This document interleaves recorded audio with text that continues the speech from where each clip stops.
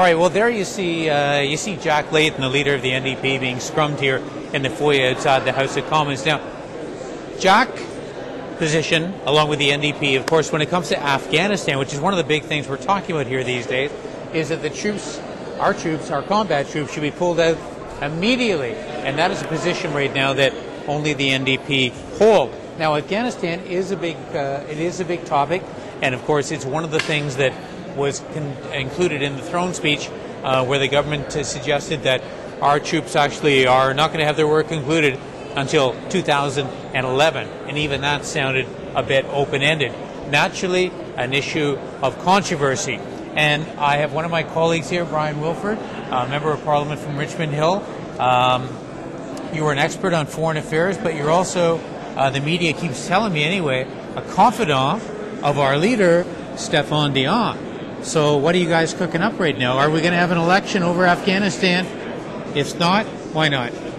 Well, we're not going to have an election over Afghanistan, although we certainly have to showcase our differences with the government on Afghanistan. Very simply, the government selected the date of February 2009 to end our military mission in Kandahar in Afghanistan. They now have demonstrated they want to pull away from that, as you indicated, maybe 2011 or beyond. The Liberal position is very simple, very simple. It says our military mission in Afghanistan from a combat role will end in 2009 in February. That does not preclude another provincial reconstruction team, doesn't preclude humanitarian assistance or the training of the Afghan National Police Force or anything. But what we're saying is this is the longest combat mission that we have had in history, and that it is not a Canadian mission, it's a NATO-led mission. Not all the NATO countries, other than 4 of them, have stepped up to the plate. We were lectured by the Germans, but the Germans have covenants about not going out in night combat, as an example. So what we're saying is the government has failed at the present time to notify NATO that our mission will end in February 2009. So as we did when we had troops in Kabul, is to notify NATO, then there's a rotation. The Turks came in after we left in Kabul. The government has failed to do this. Why? Because they really do not want to end the military mission in Kandahar in 2009. We also have said that we have a responsibility on the diplomatic front. This government has done little, if anything, working with Pakistan and others to advance our diplomatic issues in that region. And finally, on the CETA role, 81% of all of the CETA personnel are in Ottawa. We have, when I was in Afghanistan in May of 2006, we had 2 CETA people. We have now enlarged it to about 6 or 7. So that means that we are not able to track effectively our activities on the ground, whether it's schools or whether it's hospitals, whatever we are building at the time. And so what the government has done now is they've set up this called the Manley panel. They basically said, well, you go off and study this, and they'll go to Afghanistan, etc. No public hearings, no public input. But that doesn't preclude the fact that now the government still can say to NATO, we're getting out February 2009. The NDP position, of course, is very simplistic because you can't say we'll get out tomorrow. It's just unrealistic. Even logistically, to get them out would take months and months and months. Okay, let me break in here for a minute because I want to make sure that people understand what our position is. You've articulated, but let me reinforce it. We are not saying these guys on the 28th of February 2009, pack up your kit and get your butts back to Canada. We're saying we want to change the nature of the mission. The nature of the mission. We want to be more involved in reconstruction, development, humanitarian work. Right. All right. So I don't think that's well understood by a lot of people. At least the Conservatives have been making it out as if we want to cut bait and run. Well, nobody has suggested we cut bait and run, at least on our side. They have said that, but the reality is what we're saying is we talk about the 3 Ds, defense, diplomacy, and development. We have not emphasized the diplomacy or the development side. We need to do that. We should be doing that.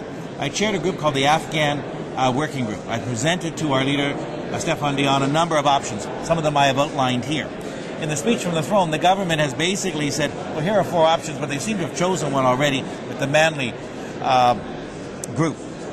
We have no problem as a Liberal Party, and I know Canadians have no problem, with us helping to better the lives of Afghans. But the reality is you can't have one nation doing all the heavy lifting and not others. If this is truly a NATO-led mission, the United States is there, Great Britain is there, the Dutch are there. Beyond that, the others have really token forces.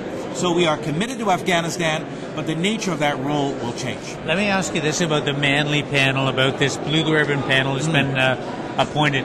Is this truly the work of an outside group, or is this the work of us here as parliamentarians?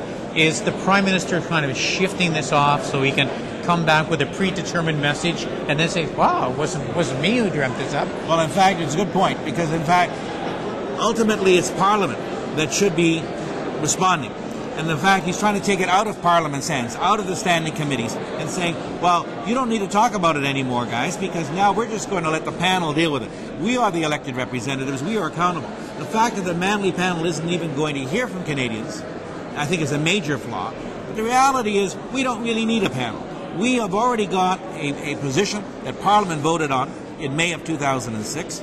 We have said it's time for us to do other things, if we so desire, in Afghanistan, but let's get our allies up to the plate. The failure of this government is that if they don't say anything, they figure it'll go away. And it will not go away. The date is coming. And the longer we wait, the more difficult it's going to be. And that's, of course, what they're hoping. All right. So with this Manley panel, is this an attempt, do you believe, by the government to get this issue off the agenda so it will not be a fodder for an election? I see it as trying to deflect away from the very issue of an election. It doesn't preclude our telling NATO, but I think they would like to say, well, all questions have to be referred now. It's the Manley Commission. Therefore, we shouldn't talk about it in Parliament. And the fact that they have a new Minister of Defence and a new Minister of Foreign Affairs, both are very weak in their particular roles. It demonstrates to me that they don't get it. And when the Minister of International Cooperation went there, she didn't get it. They still can't, which is a shocking thing. We spend $15 billion in a year on aid. We can't even be able to say to Canadians, here's Project A, this is the current status, this is how much we spent. The former minister came to the Standing Committee of Foreign Affairs on 2 occasions and couldn't ask those fundamental questions. All right, before we go, we have a vote on the throne speech tomorrow night. It's the last vote. Our leader, Stéphane Dion, has said we're not going to support the government, we're not going to oppose the government, we're going to abstain. Is that a sign of weakness? No, that isn't. In fact, this government is the one who suggested, when we had legislation passed, that fixed election dates, technically October 2009. If we are going to pull the plug, and it'll be up to the Liberal Party ultimately who can do that, it should be on a liberal issue, on a liberal value issue.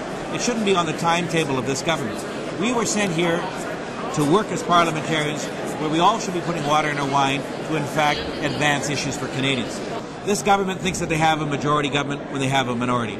The Prime Minister has said the very opposite about confidence votes when he was in opposition, about only the speech from the throne and the budget. Now he's saying, I don't care, everything is confidence. So the reality, by taking the position that Stéphane has, and it's one that I advocated very strongly, is that we will pick and choose the time when Canadians are saying, we need to go to the polls. But the reality is, we've already spent over $500 million in the last 3 years on 2 federal elections. I don't think we should be spending another $250–300 million currently. Come back with what probably will be either a minority liberal or minority conservative government. We're here to do some work. This government wants to put all sorts of landmines there. The arrogance of this Prime Minister is beyond the pale. I cannot believe that anyone would take this approach. But the reality is, we will pick and choose a liberal issue that's important to Canadians.